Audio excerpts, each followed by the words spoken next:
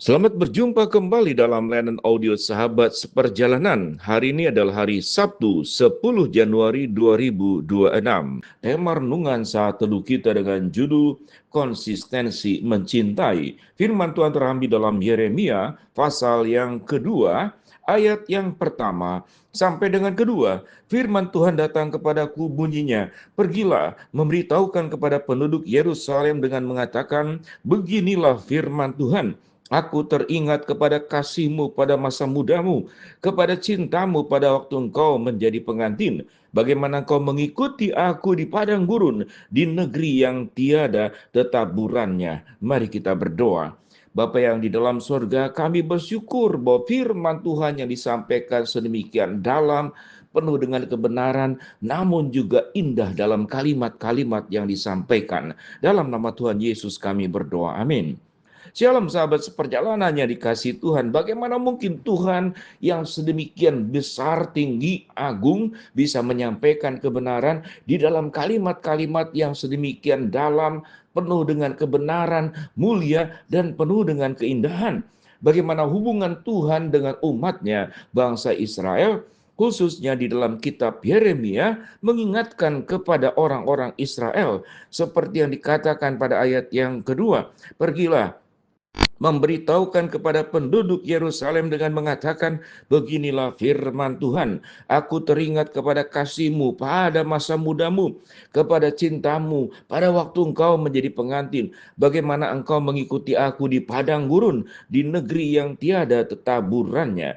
Ayat ini menjelaskan tentang cinta mula-mula daripada bangsa Israel yang sedemikian indah, setia, penuh dengan keindahan, yaitu hubungan seperti seorang suami istri atau mereka yang pada masa mudanya dikatakan pada ayat yang kedua, sebelum pernikahan, masih berpacaran, masih indah-indahnya, mengungkapkan dengan penuh keindahan. Seakan-akan waktu itu adalah waktu hanya bersama berdua dan tidak ada yang lain. Jadi hubungan antara Tuhan dan umatnya Israel digambarkan seperti seseorang yang sedang berpacaran, kemudian memasuki jenjang pernikahan, dan pernikahan-pernikahan di awal, pernikahan-pernikahan di masa muda yang sedemikian indah. Bahkan ayat yang kedua dikatakan, walaupun kita berada di negeri di padang gurun yang tiada tetaburannya, artinya tanaman pun sulit, kering kerontang, namun cintanya tidak kering dan tidak kerontang. Cintanya seperti pohon yang tetap hijau sekalipun di padang gurun. Bukankah ini sesuatu yang sangat indah, yang luar biasa? Namun, di manakah konsistensi cintanya orang-orang Israel Yehuda kepada Tuhan, sementara Tuhan cintanya tidak berubah, kasihnya tidak berubah, pertolongannya tidak berubah, kemudian juga penyertaannya tidak berubah, perhatiannya tidak berubah, tidak terukur. Gambaran tentang cinta Tuhan lebih dalam dari laut, lebih tinggi dari langit, lebih indah dari pelangi, lebih luas dari samudra, dan itu kekal sampai kekal. Cinta Tuhan yang tidak berubah dan cinta Tuhan yang tidak berakhir. Namun bagaimana dengan bangsa Israel yang mudah berubah, menyembah berhala, meninggalkan Tuhan, bersungut-sungut. Lalu kemudian kalau sudah Tuhan tidak dianggap, tidak ada lagi. Lalu kemudian berjuang untuk mengatur Tuhan. Mengapa Tuhan begini? Mengapa Tuhan begitu? Aku menginginkan suatu keadaan seperti ini, tetapi Engkau menyediakan keadaan dalam kondisi yang berbeda dengan harapan dan keinginan setiap kita masing-masing. Ayat yang ketiga dikatakan, ketika itu Israel kudus bagi Tuhan, sebagai buah bungaran dari hasil tanahnya. Semua orang yang memakannya menjadi bersalah, malapetaka menimpa mereka. Demikianlah firman Tuhan. Dengarkanlah firman Tuhan, hai kaum keturunan Yakub, hai kaum keluarga keturunan Israel.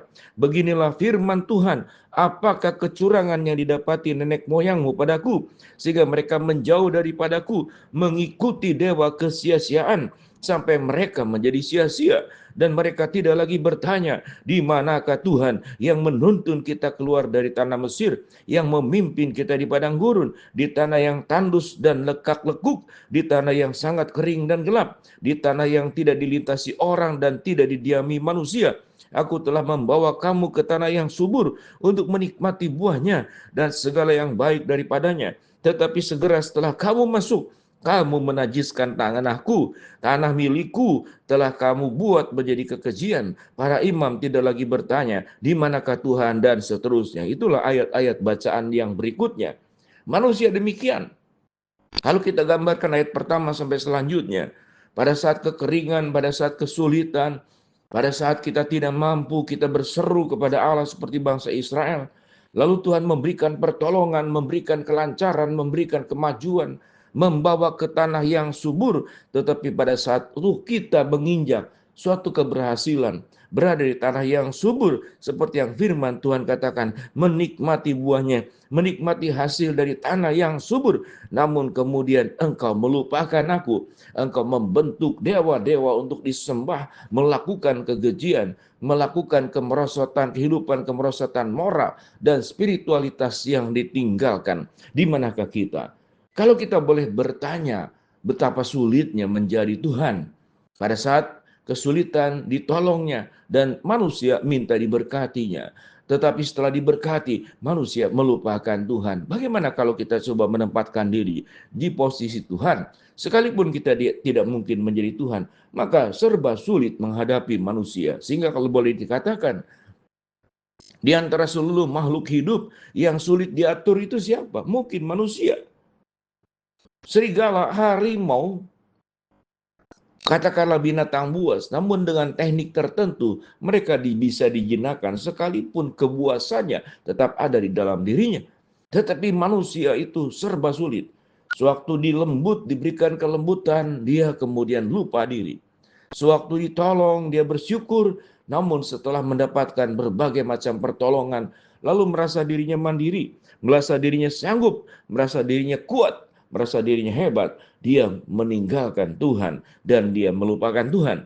Biarlah sahabat seperjalanan dalam masih awal-awal tahun ini, pada saat ini Tuhan akan menolong kita supaya kita tidak berlaku buruk seperti orang Israel, seperti orang Yehuda. Biarlah kita memiliki cinta yang konsisten karena Tuhan pun mencintai kita, mengasihi kita dengan konsistensi, tidak pernah berubah, tidak pernah kemudian memalingkan wajah dan mukanya.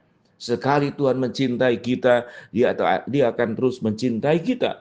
Sekali Tuhan berjanji, Tuhan akan menepatinya. Tuhan berkata, aku sekali-kali tidak akan membiarkan engkau, dan aku sekali-kali tidak akan meninggalkan engkau. Janji Tuhan ia benar dan sempurna, tidak pernah diingkari. Biarlah sahabat seperjalanan di awal-awal tahun 2026 ini, kita boleh mengambil sebuah komitmen. Ya Tuhan, kalau Engkau sudah mencintai kami sedemikian luar biasa, konsistensi dalam kebenaran dan keilahiannya, biarlah kami pun memiliki cinta kasih, mengikut Tuhan, mencintai Tuhan dengan setia, dengan konsisten, tidak berpaling kiri dan kanan, dan selalu melihat bagaimana berkat anugerah kekuatan Tuhan yang menjadikan hidup kami ada pada saat ini. Tatkala kami mengalami kemajuan, kesuksesan, kami tidak seperti orang Israel, melupakan Tuhan, dan kemudian berkat yang sudah diberikan membuat mereka lebih mencintai berkat daripada mencintai Tuhan. Mari kita berdoa. Bapa dalam surga, terima kasih buat kebenaran firman Tuhan yang kami pelajari. Hamba-Mu berdoa buat sahabat seperjalanan yang sakit, Tuhan jamah sembuhkan. Sahabat seperjalanan yang sedang menghadapi masalah, Tuhan bukakan jalan. Sahabat seperjalanan yang sedang berdoa mengharapkan sesuatu, Tuhan kabulkan dengan cara dan waktu Tuhan yang terbaik. Di dalam nama Tuhan Yesus kami berdoa. Amin.